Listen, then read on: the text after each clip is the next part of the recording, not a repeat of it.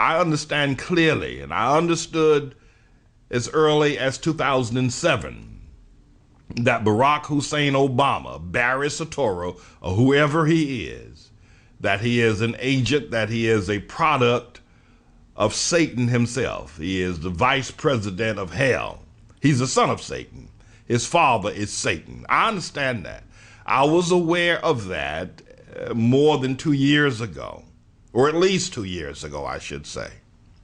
Today represents a bit of an anniversary for the long-legged Mac Daddy, in as much as that what we would consider a calendar year ago was the historic, allegedly presidential election, albeit an illegal, a fraudulent act perpetrated on the ignorance of the cold hearts of the American people, and Barack Hussein Obama became the president-elect of America.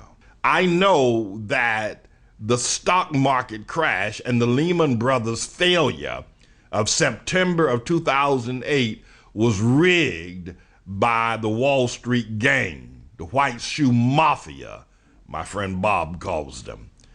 I know that that took place. That put in position the long-legged Mac Daddy to then have his message become a critical message, with the stock market crashing, falling more than 500 points, Lehman Brothers crashing and falling as a financial institution, AIG crime, bloody murder.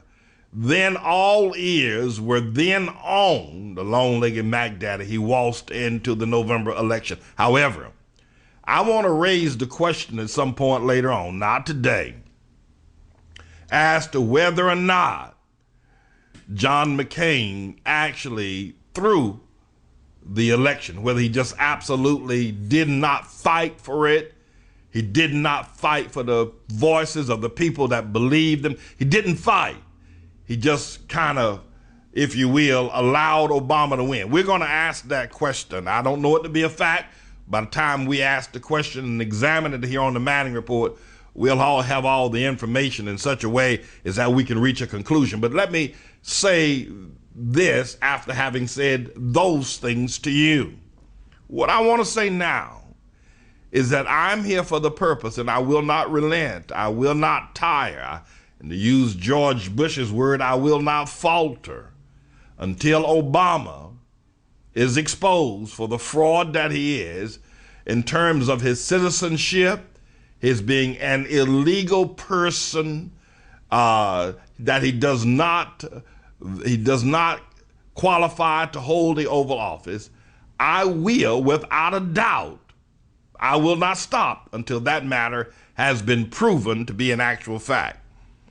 The other thing is that we will then prove he is spiritually, and a lot of people aren't interested in this, but I am, and maybe some of you are. Not only, my friends, is he an illegal, ineligible president, but he is an illegal and an illegal alien as far as his citizenship is concerned. I want to also demonstrate that he is an, if you will, legal, evil, spiritual entity.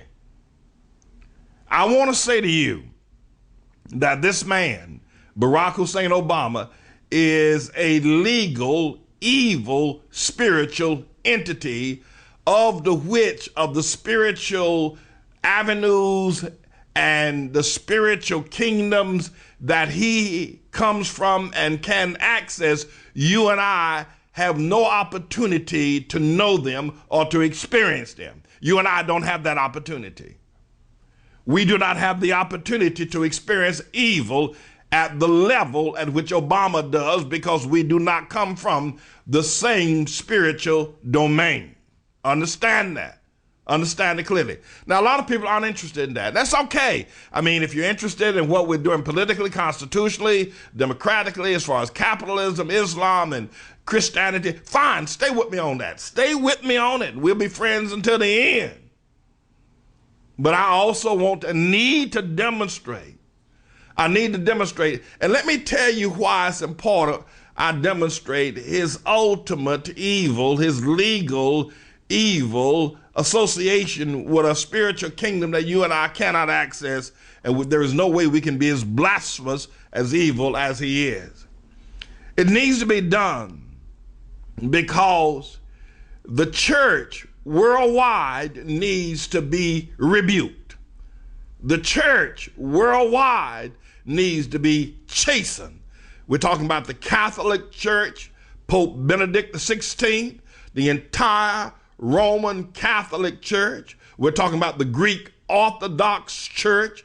We're talking about the entire cacophony of Protestant churches, everything from the storefront to the cathedrals. Every last one of them need to be rebuked, and every last one of them need to know that Jesus the Christ does not associate nor participate, nor does he partner spiritually with any of them at this present moment. Not one of them, whether they're Catholic, whether it be the Greek Orthodox or any version of Protestantism. Jesus is not there. He's not there. And that is why the evil that Obama represents is so pervasive. And that is why people know more about Islam now. They know they may not be able to pronounce the name of the Pope of the Catholic Church, but they doggone sure know who Osama bin Laden is. They know who Mahmoud Ahmadinejad is. They know who these people are, but they don't know Protestant or Catholic religious leaders. Now here,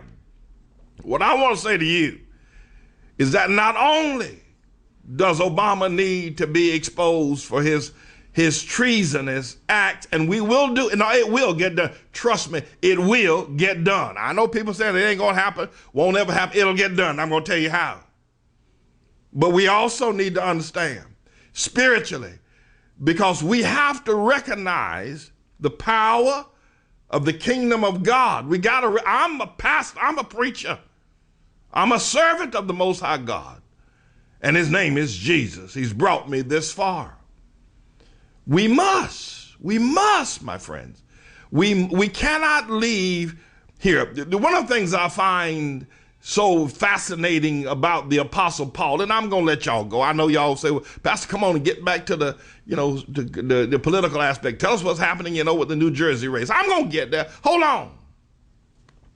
But one of the things that fascinates me about the Apostle Paul was his dual citizenship. That is to say that Paul was a Roman and a Jew.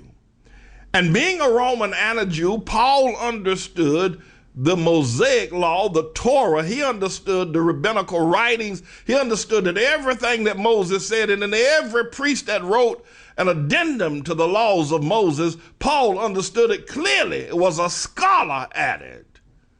But not only was he a scholar at the rabbinical law, he was also a scholar at Roman law. So these two major laws in the world, the Roman Empire had reached all across the ancient Near East and all down into Africa and every place else. The Roman Empire had reached all up into Europe with its Roman laws and its practices and its tenets and foundation, its Senate and all of its Caesars.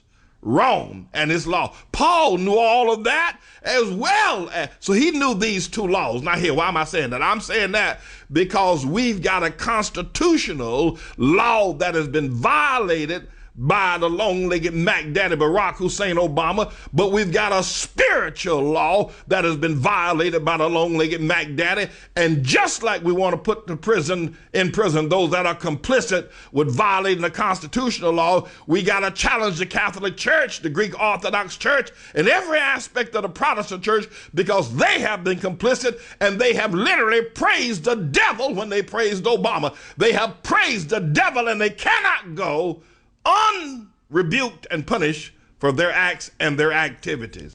Allah. That's what God said. That's what God said.